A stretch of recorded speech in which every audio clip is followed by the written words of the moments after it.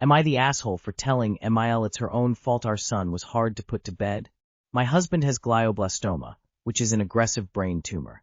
He had one surgery 6 months ago and did well after that, but recently needed a second surgery. Due to doctor's appointments and the surgeries, he has spent a lot of time in and out of hospitals. He's tried to spend as much time with our 2-year-old as possible, but it's not nearly as much as he would like. This is very hard on our son because he is very much a daddy's boy and is very, very attached to him. One thing we've found that really helps is our son will carry around my husband's favorite t-shirt and sleep with it at night.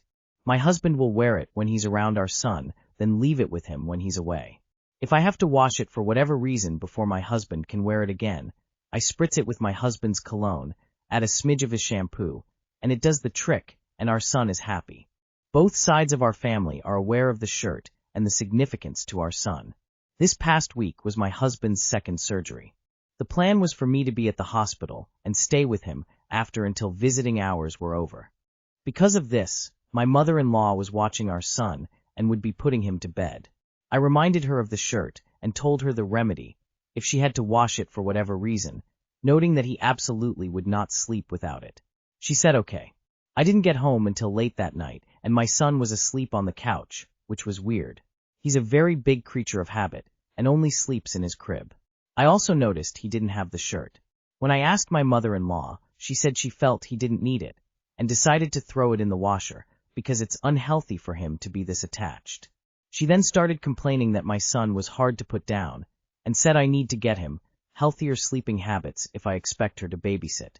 I was dumbstuck and didn't say anything for a minute, before finally saying it's her own fucking fault that he was hard to put down, because he would have easily fallen asleep with the shirt.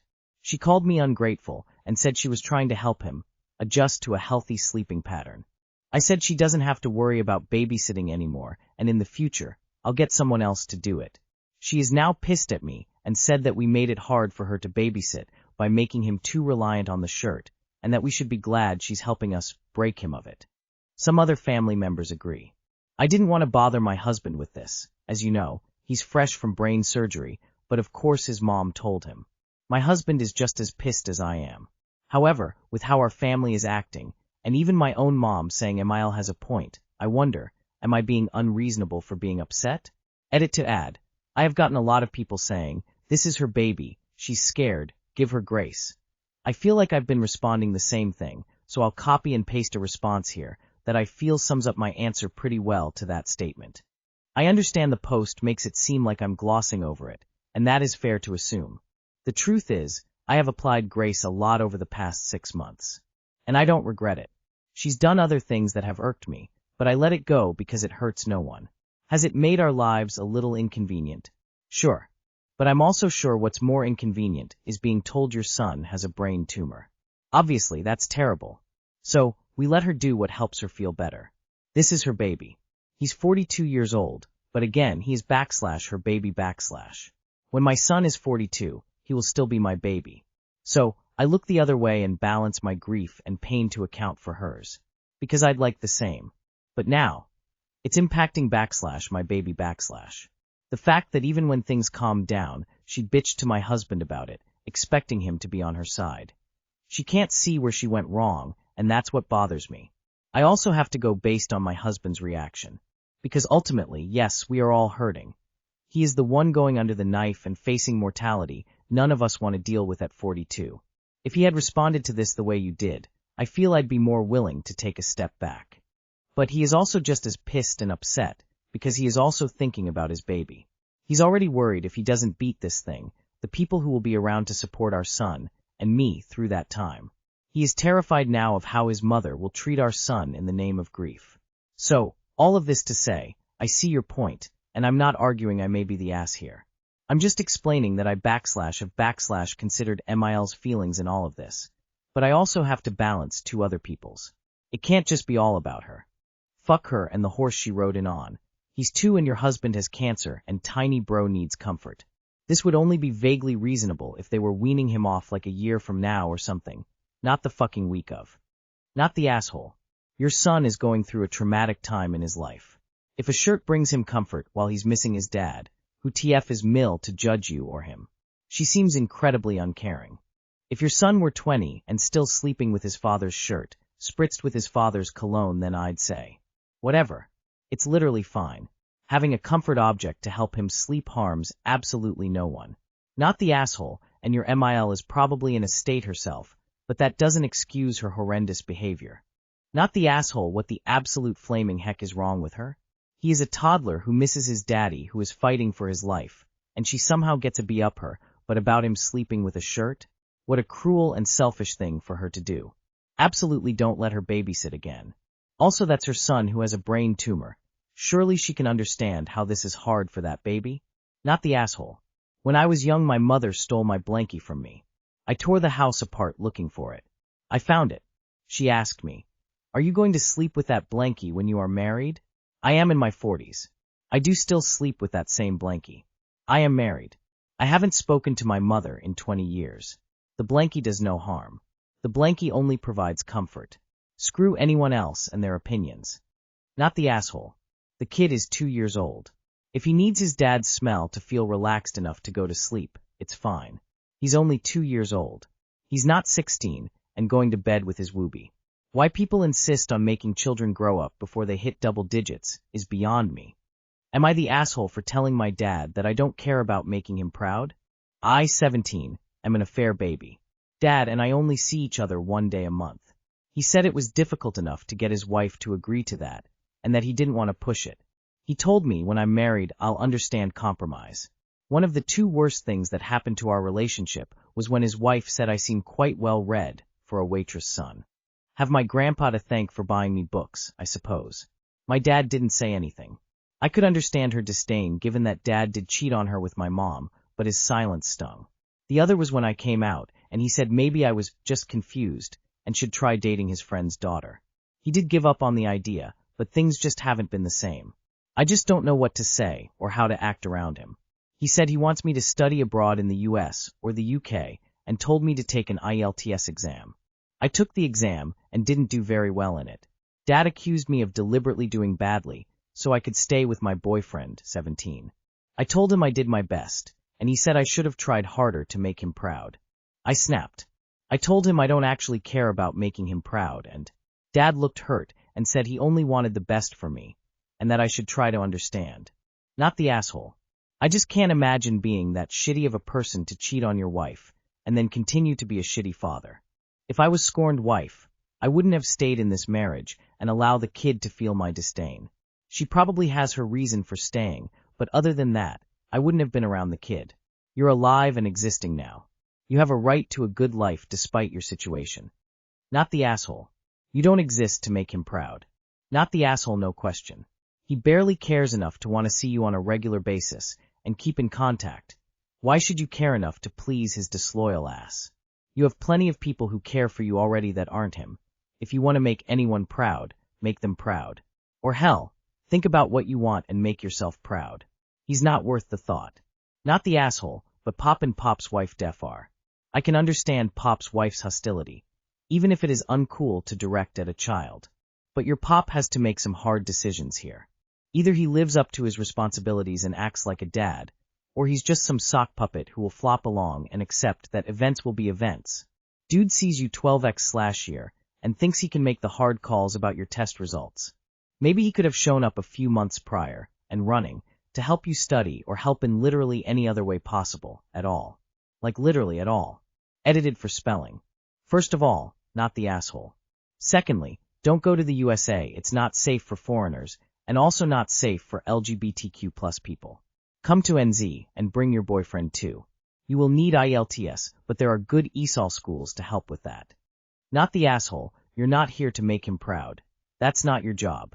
If he treated you better, maybe you'd want to try and impress him, but he's disrespectful to you and disconnected from you. Yeah, he's your biological father, but doesn't care to act like a dad. I'm sorry he's treating you so poorly. Am I the asshole for not checking my phone when a friend bailed to meet us? I, 28M, and 4 of my friends, also all 28M, finally managed to hang out after over a year of everyone being slammed with work and relationships. We all agreed to meet at this indie cinema, doing a marathon of a movie series we were once watched together on college. Right next to the cinema is a cafe we used to practically live in. I messaged the group saying, let's meet at the cinema early to grab seats, and thought everyone would know the drill. 2 of us showed up at the same time, and since the theater wasn't open yet, we went into the cafe to hang out and sent a photo in our group. Rick showed up a bit later but walked straight into the theater, since it was open, and by that time we were already there. We figured he'd realize and come over. Our last friend, Mark, never showed. About 20 minutes in, I noticed my phone was still on silent from work and saw one single missed call from Mark. Turns out he'd been sitting in his car in the rain, looking for us outside the cinema, didn't see anyone, didn't call anyone else, and decided we'd ditched him. He went home and later sent a bunch of angry texts and a long voice message full of frustration and swearing. He said we ghosted him and that he was sick of being the afterthought. I even offered to pay for a ticket to the next showing, but he said it was too late and refused. So, am I the asshole for not checking my phone and assuming he would knew we left the cafe and got to the cinema when it opened? Esh. You should have communicated better. Sending a picture in a group chat isn't the same as a quick message to say where you are. It's also not ideal to have your phone on silent and not be checking it regularly when you're planning to meet people. At the same time, Mark should have probably messaged the group chat too to see where everyone was. I don't fully get it. Why did Mark sit in his car instead of going to the cinema? Why didn't he go to the cafe to check if you were there? Why didn't he try to call other people in the group? ESH. Most will check their phone to see if there has been a missed call or message if someone is late arriving. Similarly, most people, if meeting a group, will try and contact more than one person in the group if they can't contact one person. Info. Is Mark in the same group chat? Did he not receive the messages about the change? I can't imagine not at the bare minimum texting my friend who no-showed. Now you're not the villain here. You missed one call on silent. That's normal life, not a betrayal. Mark sat in his car, didn't check the group chat, didn't call anyone else, then jumped straight to, everyone hates me. That's not on you. It sucks he felt left out, but the reaction was way bigger than the situation. You tried to fix it. He didn't want to meet you halfway. Sounds like he needs to cool off and talk it out when he's not in meltdown mode. Am I the asshole for not going to my uncle's funeral after what happened at the wake? Growing up, my Uncle Tim was an asshole. His favorite pastime seemed to be riling someone up. Then when they finally snapped, he played victim. He did this often. He also entered homes like he owned the place, was very rude and demanding. I do know a part of fault lies with his family members for enabling him. But growing up, I'd watch him treat my mom, his sister-in-law, like absolute garbage, boss her around her own house, argue with her, etc. My dad also stood by and allowed it, so again, he is at fault. My mom and one of my aunts, another uncle's wife, would try to stand up for me, my sister, and my cousins, but were constantly shot down, being told they were too soft with us, and we were just disrespectful little brats for not tolerating his antics. The final straw for me when I was 12 was when my uncle, in front of me, started talking shit about my mom behind her back. He said some vile stuff. I got pissed, told him off, and of course he turned around and played victim. But this was finally enough for my mom to put her foot down. She said we wouldn't see Tim anymore until he apologized. Tim, feeling he did no wrong, refused to. This went on for nearly 20 years. People would try to get us to change our minds, but we wouldn't as we knew Tim hadn't changed. Last week, I found out Tim passed away. My dad maintained a close relationship with Tim over the years and asked that I come to his wake and funeral. I chose to, out of respect for him, as I believe wakes and funerals are for the living, not the dead. At the wake, everything was fine as a wake can be, I guess. But I know people were looking at me weird and wondering why I was there. At one point, one of my other uncles, Dan, confronted me and asked why I was there. I said I was there for my dad. Dan told me I made every family gathering awkward, that people constantly had to pick between me and Tim. I never asked them to do so. I didn't care who hung out with him. I would still go to some events he attended, like larger parties, just not smaller, intimate gatherings. That's where Dan feels it's my fault, because often they felt they had to invite me over Tim. I understood Dan was grieving and just tried to escape the situation. However, he was not the only one to say something, and overall, I got the vibe that no one wanted me there. I talked to my dad after and said I wouldn't attend the funeral. My dad really wanted me to go. I said the family clearly doesn't want me there, and I'm not interested in drama. My dad kept insisting, but I said I really didn't want to keep hearing about how I was the problem. I didn't go to the funeral. My dad is still upset with me and feels I should have gone for him. I said I would go with him to visit Tim's grave another time, if that was important to him. He said it's not the same. I'm starting to feel bad. My dad and I haven't been close, but our relationship was getting better, and now I wonder if this will ruin it. Not the asshole. Your dad, yet again, chose his family over you. You did the right thing. Not the asshole. Your family chose a serial abuser over his victims, and I personally wouldn't have even gone to the wake. Your dad should have stood up for you girls, and your mom by not tolerating his abuse of you. Not the asshole. Didn't your father have anything to say about Dan's rudeness to you? He's at fault. Not you. Info. What did your dad do when Dan got in your face and said the things? What did he do afterwards when you told him what happened? Because if he avoided raising the issue with Dan, I have no issue with you skipping the funeral.